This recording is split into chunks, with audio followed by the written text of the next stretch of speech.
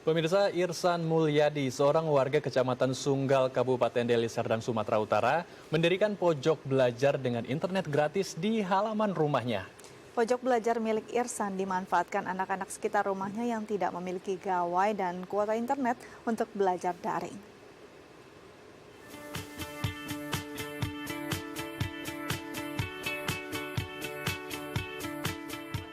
Beginilah aktivitas Irsan Mulyadi, warga Jalan Tani Asli, Kecamatan Sunggal, Kabupaten Deli Serdang, Sumatera Utara. Setiap pagi hari, ia selalu mendampingi anak-anak di sekitar rumahnya untuk belajar. Ia membuka pojok Wi-Fi gratis di halaman rumahnya yang menyediakan fasilitas internet gratis untuk membantu siswa-siswi sekitar yang kesulitan belajar daring. Irsan mulai membuka rumahnya untuk para pelajar dari pukul 8 pagi hingga pukul 1 siang. Setiap hari terdapat 5 sampai 10 pelajar yang memanfaatkan pojok Wi-Fi gratis ini untuk belajar bersama. Tak hanya menyediakan akses internet gratis, Irsan juga meminjamkan beberapa gawai miliknya kepada anak-anak yang tak memiliki gawai untuk belajar. Selain itu, mahasiswa S2 di salah satu perguruan tinggi di Medan ini juga menghadirkan pojok baca yang menyediakan buku-buku pelajaran sekolah yang membantu para pelajar jika ingin mengerjakan tugas-tugas sekolah. Ya, kira-kira seperti apa konsep yang digagas oleh beliau? Untuk membahasnya kita telah terhubung dengan Irsan Mulyadi, selaku pendiri pojok Wi-Fi gratis. Selamat pagi Mas Irsan, apa kabar Mas? Selamat pagi Mas Andre dan Mbak Ika. Selamat pagi. Selamat pagi. Baik, Mas Irsan, ini mungkin boleh dijelaskan dulu Mas, bagaimana ide awal Mas Irsan hingga membuka rumahnya sendiri di halaman depan untuk memberikan Wi-Fi gratis pada anak-anak yang ingin belajar daring. Dan siapa saja yang boleh ikut belajar dan meminjam Wi-Fi-nya Mas secara daring agar bisa belajar?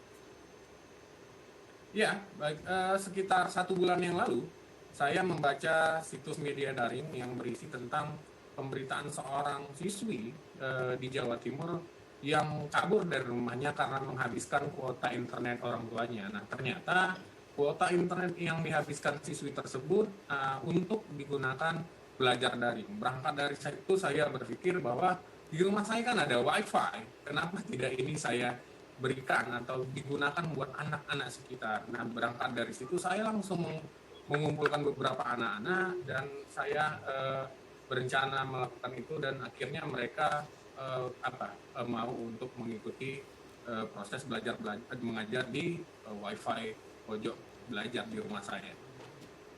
Baik, biasanya ada berapa siswa sih Mas yang hadir setiap hari untuk memanfaatkan fasilitas internet gratis ini? Iya, jumlahnya berfluktuatif ya Mbak.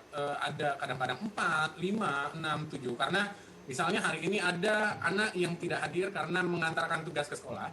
Ada besok dia hadir. Tapi memang jumlah minimal itu 4 orang. 4 orang minimal per harinya.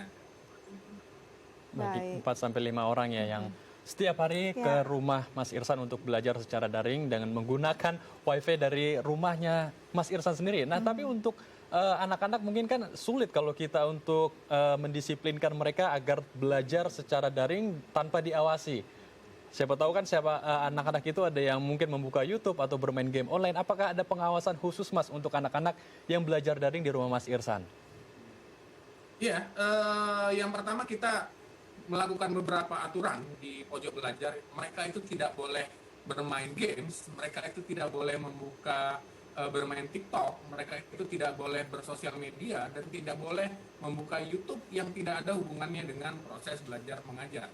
Nah, itu harus disepakati adik-adik, itu yang pertama. Terus yang kedua, beberapa kali saya melihat mereka belajar, kemungkinan kecil mereka untuk bermain games, membuka tayangan YouTube yang tidak ada hubungannya dengan sekolah atau bermain sosial media sangat kecil. Karena apa? Karena ketika mereka hadir, datang absensi, terus selanjutnya mereka buka Google Classroom yang kemudian ada soalan-soalan, akhirnya mereka download di Google Classroom yang kemudian soal itu mereka jawab di secari kertas yang kemudian mereka foto dan mereka share ke grup yang ada gurunya. Artinya apa? Artinya kalau menurut saya kemungkinan kecil waktu mereka untuk bisa bermain games. Kalau seandainya ada, itu mungkin di peralihan mata pelajaran A dan mata pelajaran B, seperti itu. Baik, jadi memang cukup padat juga apa yang harus dijalani anak-anak selama belajar daring. Mas, ini kan masih dalam kondisi pandemi. Bagaimana mengedukasi anak-anak untuk tetap menerapkan protokol kesehatan selama belajar daring dengan fasilitas yang Mas siapkan di rumah? Ya, baik. Jadi seperti yang saya katakan bahwa tadi selain peraturan-peraturan yang kita terapkan, kita juga menerapkan protokol kesehatan.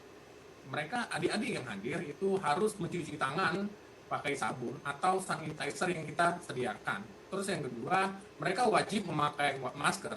Ketika seandainya mereka hadir tidak memakai masker, kita sediakan masker. Dan yang ketiga, mereka harus menjaga jarak. Nah, itu beberapa peraturan lagi yang harus kita jalankan dan itu mereka sepakati. Kira-kira seperti itu, Mbak Dika. Baik. Protokol kesehatan juga diterapkan dan juga ada peraturan tertentu agar anak-anak disiplin juga dalam belajar secara daring. Tapi dalam penerapannya sendiri apakah ini pribadi dari Mas Irsan sendiri atau Mas Irsan mengajak relawan lainnya dalam rumah Mas Irsan nih? Ya, ini mulanya inisiatif. Saya mendirikan pojok belajar WiFi gratis ini sudah berjalan hampir 40 hari. Ada satu kali seorang mahasiswa di Medan, dia mengirimkan pesan kepada saya, dia ingin mengajarkan tentang mata pelajaran tertentu. Terus saya bilang, mohon maaf, bukan bermaksud menolak. Yang saya khawatirkan ketika kamu hadir di rumah saya berarti ada tatap muka, sementara mereka kan belajar memakai sistem daring seperti itu. Mungkin nanti kiatnya akan kita create, apakah nanti belajar melalui screen atau gimana. Untuk saat ini ada beberapa orang yang mau hadir, tapi menurut saya akan kontradiktif ketika mereka hadir belajar tetapi pakai sistem daring, itu kan sedikit kontradiktif menurut saya. Oke, jadi memang harus ada kedisiplinan dan juga komitmen untuk menjaga kesehatan bersama. Mas, kalau dilihat ini anak-anak mungkin banyak juga yang memiliki keterbatasan ekonomi untuk mendapatkan fasilitas internet. Bagaimana mereka yang tidak memiliki gawai? Apakah juga mendapat fasilitas di tempat ini? Ya, ada satu hari seorang anak kira-kira jarak rumahnya itu 1 kilometer dari rumah saya. Jadi dia tahu ada pojok belajar WiFi gratis dari temannya satu sekolah. Dia hadir, terus dia cerita kepada saya bahwa dia itu pilihannya dua untuk belajar. Yang pertama malam hari, atau dia ikut ibunya ke tempat pekerjaan ibunya. Ibunya itu bekerja di salah satu salon mobil yang punya WiFi juga. Terus saya bilang, ya sudah, kalau kamu tidak punya gawai datang kemari, kita punya gawai. Nah, kita kasihkan gawai yang tidak kita pakai tapi masih layak untuk browsing dan lain sebagainya ya Mbak. Jadi kita kasih dan dia belajar dan pulangnya dia kembalikan ke kita. Artinya apa? Artinya bahwa selain WiFi kita sediakan di rumah kan ada gawai yang tidak terpakai lagi, tapi masih bisa untuk browsing dan lain sebagainya, itu kita juga fasilitasi seperti itu dia Mbak. Luar biasa ya, jadi memang benar-benar total Ya, tidak hanya WiFi tapi gadget juga disediakan. Dan memang harus tepat sasaran. Mas, mungkin terakhir ada pesan untuk para siswa di sana, di luar sana yang memang masih kesulitan untuk mengakses internet saat ini? Iya, yang pertama pesan saya kepada harapan kepada seluruh rakyat Indonesia dan pemerintah. Kita semua umat manusia berharap bahwa vaksin ini segera diproduksi massal agar kita umat manusia dapat melaksanakan aktivitas seperti sedia kala. Itu yang pertama. Terus yang kedua, buat adik-adik yang belajar daring, termasuk saya. Sebenarnya saya juga mahasiswa Magister Ilmu Komunikasi di Universitas Muhammadiyah Sumatera Utara, juga melaksanakan daring gitu. Nah, buat adik-adik pelajar bahwa ketika tidak ada fasilitas, baik itu WiFi, baik itu gawai dan segala macam, jangan membuat ini semacam down. Yakinlah banyak orang mau membantu itu. Yang ketiga, bahwa kepada masyarakat, ketika ini gerakan-gerakan yang semacam teori bola salju, saya harapkan nanti semacam teori bola salju, ketika ini menginspirasi, ayolah sama-sama kita membantu adik-adik untuk mereka bisa belajar, dan juga harapan kita kepada pihak provider seluruh Indonesia agar ada beberapa daerah di Indonesia yang jaringannya tidak terlalu kuat, saya rasa sedikit tingkatkanlah seperti itu. Baik, terima kasih banyak telah berbagi informasi di Halo Indonesia. Tetap jaga kesehatan dan tetap menyebarkan kebaikan ya Mas ya.